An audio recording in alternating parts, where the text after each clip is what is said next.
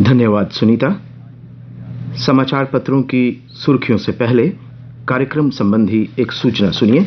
आज दोपहर 12:30 पर माननीय प्रधानमंत्री श्री नरेंद्र मोदी वीडियो कॉन्फ्रेंस के माध्यम से किसानों के लिए प्रधानमंत्री किसान सम्मान निधि के तहत जाने वाली आर्थिक सहायता की 10वीं किश्त जारी करेंगे। इस अवसर पर उनकी किसानों से हुई बातचीत व राष्ट्र के नाम दिया गया संदेश आकाशवाणी दिल्ली से रिले किया जाएगा। समय याद रखिएगा, आज दोपहर 12:30 पर।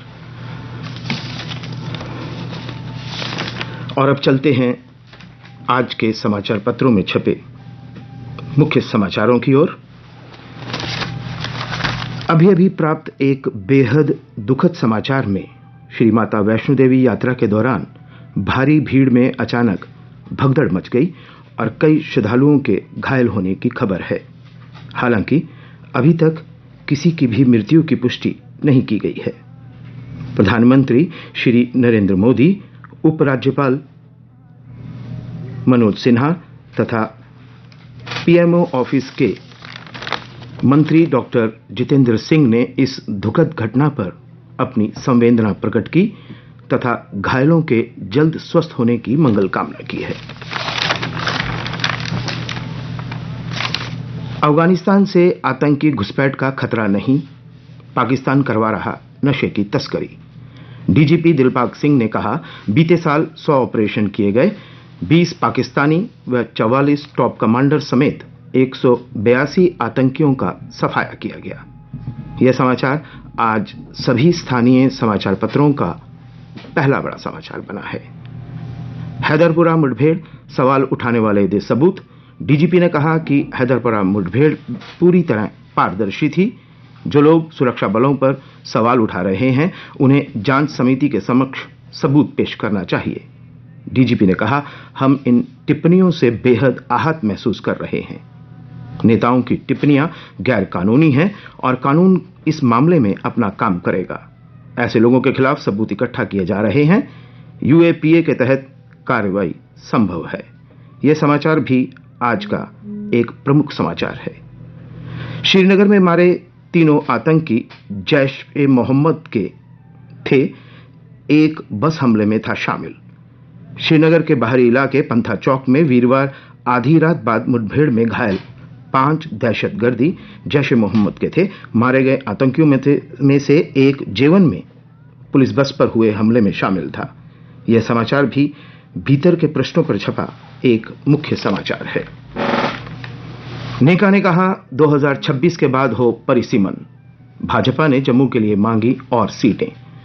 परिसीमन के ड्राफ्ट पर जम्मू कश्मीर के सांसदों ने दर्ज करवाई आपत्तियां और दिए सुझाव। भाजपा सांसदों का कश्मीरी विस्थापितों के लिए सीटें आरक्षित करने का सुझाव। नेका सांसदों ने कई बिंदुओं पर उजागर करते हुए परिसीमन को संविधान के विपरीत बताया। कहा, सर्वोच्च न्यायालय में विचाराधीन संवैधानिक मामले के फैसले का इंतजार किया जाना चाहिए। तेजी से डेल्टा की जगह ले रहा ओमिक्रॉन। कोरोना के केस 2 माह बाद 16,000 पार। कल देश भर में ओमिक्रॉन के कुल 1300 मामले दर्ज किए गए। अब तक 2 की मौत। कोविड के 16,764 नए मरीज बीते 24 घंटों में। इससे पहले 27 अक्टूबर को 16,156 मरीज मिले थे। 220 मरीजों ने दम भी तोड़ा। 251 नए मामले सिर्फ उत्तर प्रदेश से रिकॉर्ड किए गए। बुखार, सर्दी, गले में दर्द तो कोरोना से संदिग्ध माने जाएंगे। स्वास्थ्य मंत्रालय ने कहा, ऐसे मरीजों की तुरंत जांच होनी चाहिए। उधमपुर श्रीनगर बारामूला रेल परियोजना को 2022 में पूरा करने का लक्ष्य। सीधे कश्मीर घाटी पहुंचेगी rail. Udhampur Srinagar Baramulla rail section पर 272 किलोमीटर लंबी रेल पटरी बिछाई जा रही है। 161 किलोमीटर का काम पूरा हो चुका है। इस सेक्शन पर रियासी में बन रहे 1.3 किलोमीटर लंबे और 360 मीटर ऊंचे पुल के दोनों सिरों के आर्क जोड़ दिए गए हैं। जम्मू जिला प्रशासन ने 5 तहसीलों में व्यापक अतिक्रमण हटाओ अभियान चलाकर 525 कनाल और 19 मरला सरकारी भूमि को खाली करवाया। राजस्व अधिकारियों और संबंधित तहसीलदारों के नेतृत्व में स्थानीय पुलिस की मदद से मैरा भद्रया, जम्मू नॉर्थ, तहसील जम्मू साउथ, तहसील मड़ और तहसील भलवाल में अतिक्रमण हटाओ अभियान चलाया गया।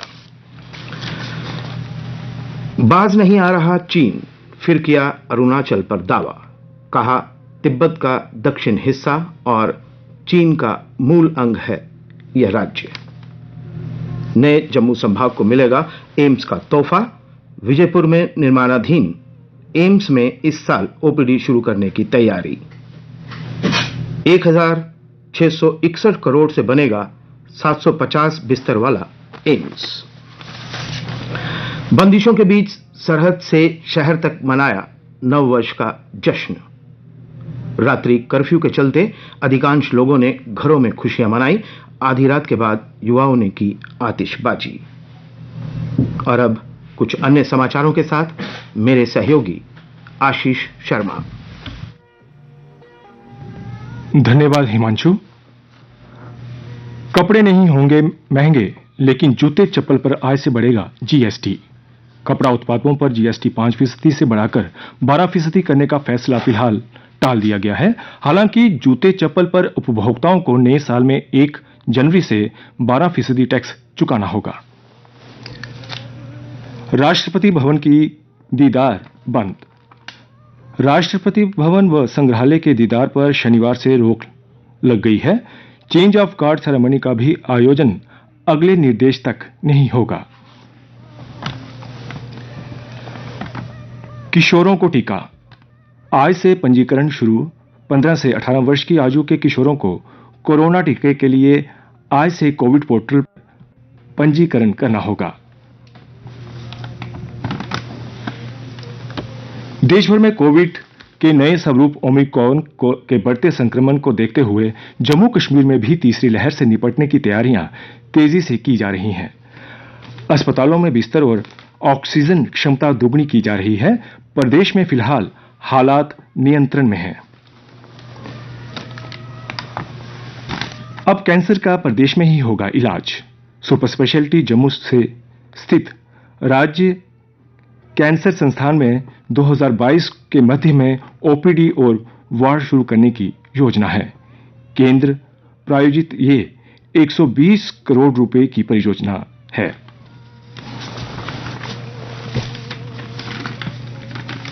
चांदनगर गुरुद्वारा में 3 जनवरी को नगर कीर्तन का आयोजन किया जाएगा। इस दौरान सिख समुदाय के लोग एकत्रित हो गुरुजी की महिमा का स्मरण करेंगे।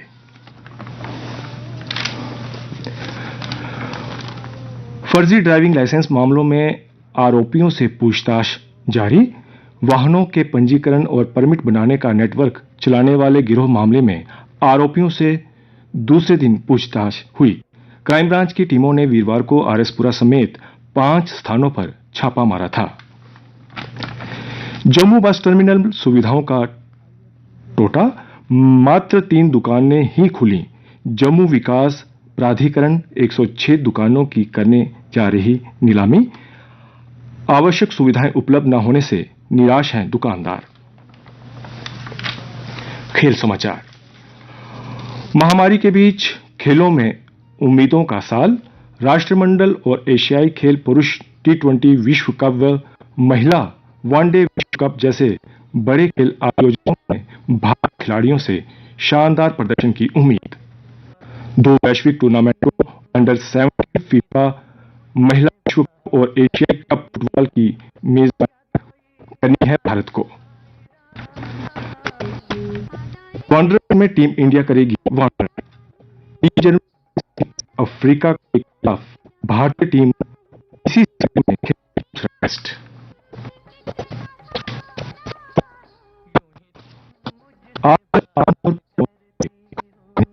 है तापमान कल का अधिकतम 18.6 डिग्री सेल्सियस और रात का न्यूनतम 5.1 डिग्री सेल्सियस रिकॉर्ड किया गया। आज सूर्यास्त 5:37 पर होगा और कल सूर्योदय 7:38 पर होगा।